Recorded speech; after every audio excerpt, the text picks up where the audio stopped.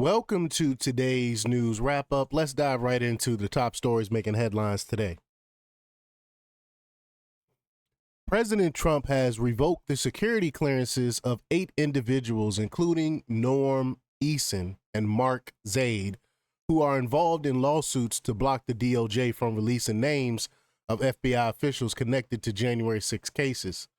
Trump also targeted Andrew Weissman, a prosecutor with a history of opposing him.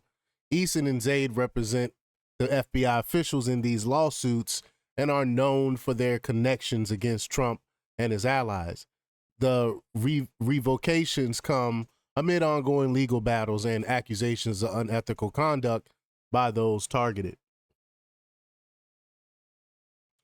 Elon Musk proposed firing the worst 1% of judges annually based on assessments by elected bodies to combat corrupt rulings against Trump. This idea follows a judge ruling that blocked Musk's government efficiency team from assessing Treasury Department payment systems, citing potential harm. Musk believes such a measure would eliminate corruption and incompetence in the judiciary system, receiving widespread support on social media. I, for one, love the idea as well. Canadian Prime Minister Justin Trudeau was caught on a hot mic discussing private conversations with President Trump, confirming that Trump's desire to make Canada the 51st state is genuine. Trudeau mentioned that the Trump administration is aware of Canada's critical mineral resources and may be interested in absorbing Canada to benefit from them. The conversation took place during a meeting with business leaders where the president was asked to leave, but Trudeau's comments were still recorded. President Trump has expanded his lawsuit against CBS, now seeking $20 billion in damages and including Paramount Global as a defendant. The lawsuit alleges CBS deceptively edited an interview with Kamala Harris to favor her, resulting in financial harm to Trump's media platform, Truth Social. And we all seen that viral clip of the edit. CBS denies these claims, stating the edits were standard journalistic practices. Trump's legal team claims the edits misrepresented Harris's statements, impacting public perception and reducing engagement on Trump's media outlets.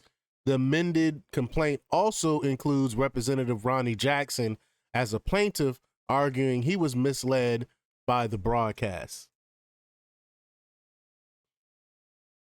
San Diego County Supervisor Jim Desmond has highlighted the significant reduction in illegal border crossings under President Trump's new policies.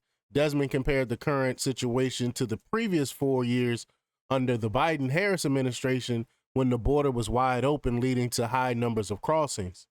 He mentioned that the deployment of U.S. military troops has dramatically decreased the number of illegal entries, with less than 100 people crossing daily in San Diego now. Trump's executive order to secure the borders and swift action has increased voter confidence and showcased that border security can be achieved quickly with the right policies. Los Angeles Mayor Karen Bass has rescinded the $500,000 compensation for wildfire recovery czar Steve Sabaroff after public backlash. Sabaroff, initially set to be paid for 90 days of work, will now manage the city's rebuilding efforts without pay. I mean, think about it. He was going to get paid $500,000 for 90 days of work. That's crazy. Where did they come up with these things in California with overpaying for things?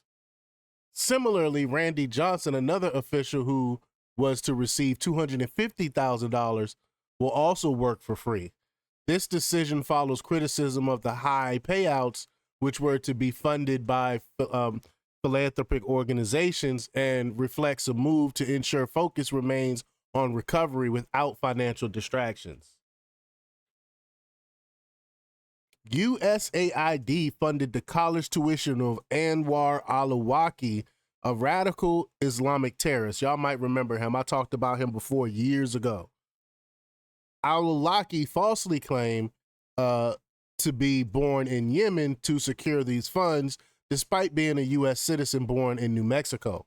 He later became a key figure in al-Qaeda's digital jihad, radicalizing many through his writings and online presence.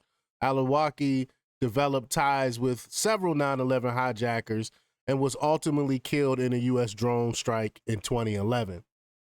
This is why we need to get rid of USAID. President Trump has ordered the Secret Service to declassify all information regarding 2 assassination attempts against him.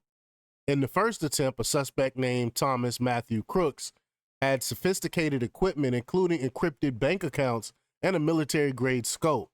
In the second attempt, a suspect named Ryan Routh was found with 6 cell phones and encrypted foreign apps. Both cases raised many unanswered questions, prompting Trump to demand full disclosure. Anti-Trump government officials leaked a memo that detailed a massive ICE operation plan for Los Angeles, giving illegal aliens advance notice to go into hiding. That these people need to be prosecuted. But this sabotage involved agents from the FBI and DEA being called in to assist with deportations and caused delays due to pushback from some agencies. The leak put ICE agents in danger and is reminiscent of previous instances where raids were compromised, such as when ICE targeted gang members in Colorado and found empty apartments. Just wrong. I hope who's ever leaking these things be held accountable. Lastly, Elon Musk has called for impeachment of Judge Paul A.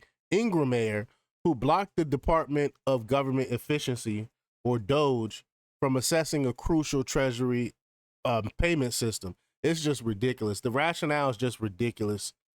The judge's ruling was prompted by a lawsuit from state attorneys general, citing risk of disclosing sensitive information and increased vulnerability to hacking. But what exactly do they think an audit is? You're supposed to get this information to be able to audit.